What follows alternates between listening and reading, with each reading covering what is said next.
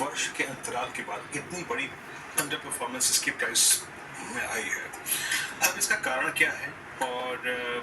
Brokers जो है वो इस वक्त, जो हाउस व्यूज हैं वो इस वक्त टाटा मोटर्स को लेके क्या है, तेजी और मंदी का दोनों का केस उन्होंने ड्रॉ किया है। कंचन मेरे साथ मौजूद है इस वक्त। कंचन, एग्जैक्टली इस रिपोर्ट में कहा क्या गया है और जेपी मॉर्गन और यूबीएस की, और वो दोनों ने प्रिया ऐकायला ये आता इस प्राइस पर व्यू क्या बन रहा है इस वक्त? प्रिया, टाटा मोटर्स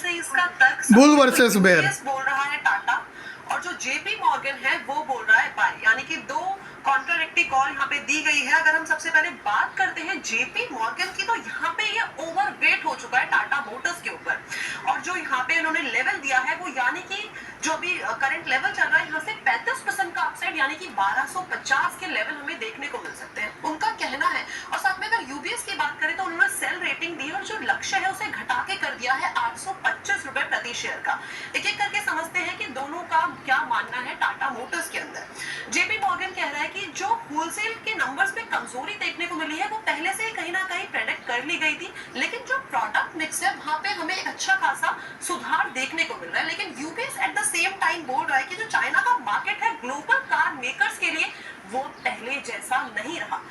इसके अलावा अगर हम बात करें जेपी मॉर्गन की, तो उनका मानना है कि जो Q2 है उसमें हमें एक कमजोरी देखने को मिली थी, और उस कमजोरी के पीछे का जो रीजन है वो है एल्यूमिनियम की जो सप्लाई है उसमें कहीं ना कहीं डिस्ट्रप्शन आई थी, लेकिन वापस से हमें एक सेकेंड हाफ में रिवाइवल आता हुआ दिखाई दे सकता है। लेकिन यूबीएस यहाँ पे कह रहा है कि जो प्रीमियम कार्स है वो थोड़ी ज्यादा स्टेबल हो सकती है, लेकिन मार्केट शेयर में कॉन्टिन्यूअसली एक हमें डाउनसाइड मोमेंटम देखने को मिल सकता है। मोटा मोटी अगर हम देखें तो सेकेंड हाफ में जेपी मॉर्गन कह रहा है कि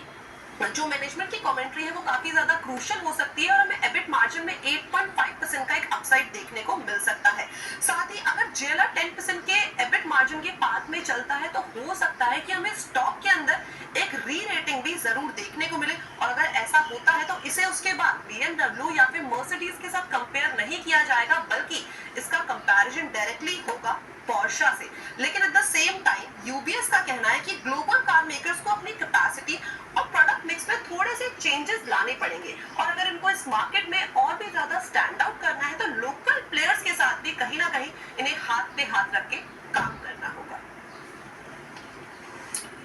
ओके, शुक्रिया कंचन इस पूरी चर्चा के लिए। और यूपीएस और जेफरीज की आई थिंक जो टेक्स हैं टाटा मोटर्स वो बताने के लिए बहुत बहुत शुक्रिया। एक ब्रेक, और जब ब्रेक से लौटेंगे तो लेंगे आज का सस्ता ऑप्शन ट्रेड 24939 निफ्टी और